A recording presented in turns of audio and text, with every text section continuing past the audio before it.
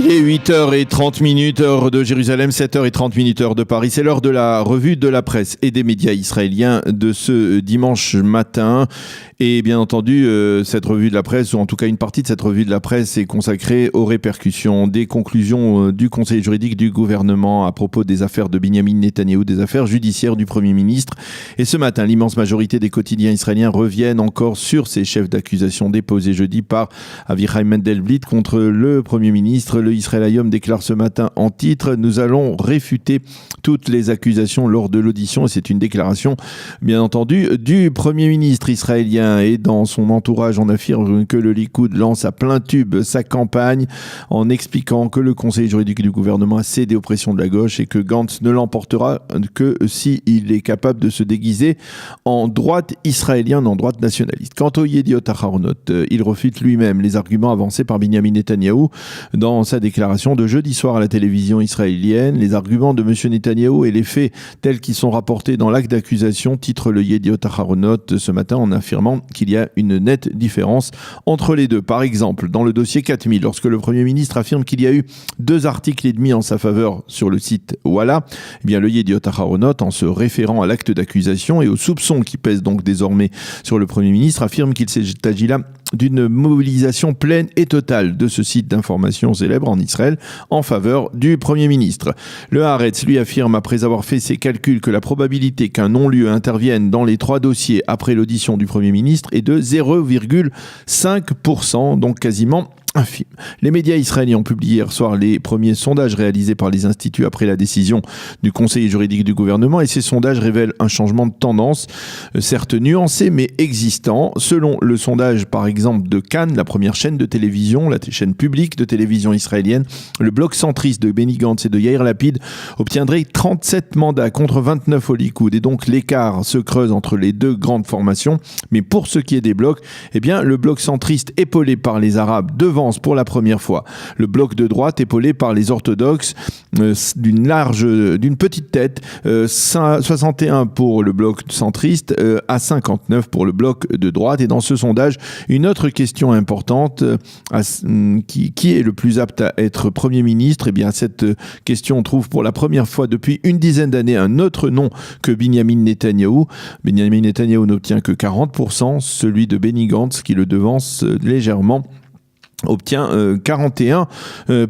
Qu'écrivent ce matin les éditorialistes? Dans le Yediot Aharonot, Ben Dror Yemini écrit que cela fait plusieurs années qu'il vante les mérites de Binyamin Netanyahou. L'économie se porte bien, la diplomatie aussi, la relation avec Poutine et Trump également.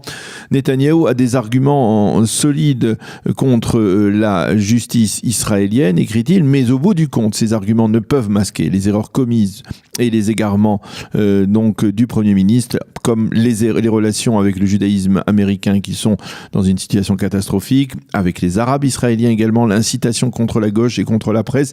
Et donc Ben Dror Yemini appelle ce matin solennellement Binyamin Netanyahou à ne pas détruire ce qu'il a réalisé de bien à la tête de l'État et à choisir plutôt, je le cite, de démissionner. Shimon Schiffer dans le Yediot toujours écrit que l'acte d'accusation avec ses 57 pages prouve que le Conseil juridique du gouvernement, Avichai Mendelblit, a résisté justement aux pressions de ceux qui l'ont critiqué, et il a mené une enquête contre Netanyahou avec prudence en tenant compte de la personnalité du Premier ministre. Dans le Israël Hayom, Yehuda Schlesinger écrit que le grand défi de Netanyahou sera de maintenir le bloc de droite majoritaire et de constater, sur la base des sondages de ces derniers jours, que l'électorat du Likoud n'a pas abandonné Binyamin Netanyahou et lui reste loyal. Enfin, le Maariv cite un éditorialiste juif conservateur qui a publié dans le New York Times un article très critique envers Binyamin Netanyahou. Son legs politique a été entaché par les affaires judiciaires. Il doit partir, écrit ce matin, il écrit vendredi Brett Stevens, qui est connu en Israël pour son soutien à Binyamin Netanyahou. Alors toujours dans cette campagne électorale, on peut trouver en consultant la presse israélienne ce matin plusieurs titres importants, et la déclaration qui provoque le plus de vagues en ce début de semaine est celle faite par la nouvelle recrue de la gauche travailliste, le général de réserve Tal Rousseau, qui est le numéro 2 de la liste du Parti travailliste. Celui-ci a dénoncé ce qu'il a appelé les pleurnichages autour de ce qu'il est convenu d'appeler le terrorisme des cerfs-volants, le pleurnichage des habitants de du pourtour de la bande de Gaza, après effectivement un retour de ces cerfs-volants incendiaires au cours des derniers jours. Une déclaration qui a d'ailleurs provoqué la colère de ses habitants du pourtour de la bande de Gaza. Les responsables des conseils régionaux et locaux s'élèvent contre cette critique du général Rousseau, et d'ailleurs l'un d'eux, Matan Tsouri, réfute en page 2 du Yediot Aharonot l'ensemble de ses reproches dans un éditorial.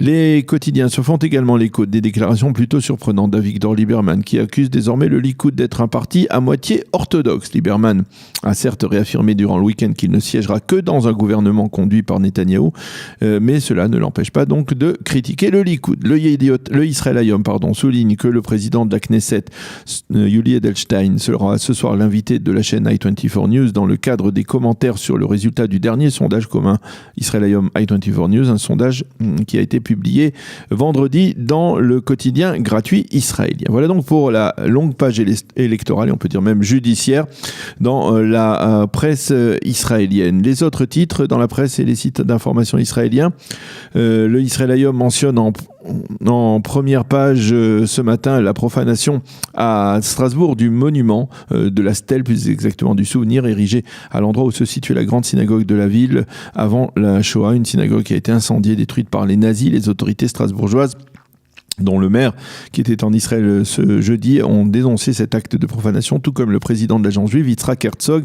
Le Israël Hayom donne la parole ce matin à Meir Habib, le député de la 8e circonscription des Français de l'étranger, qui écrit dans ce journal ce matin: la lutte contre l'antisémitisme se mesurera aux actes et non aux paroles.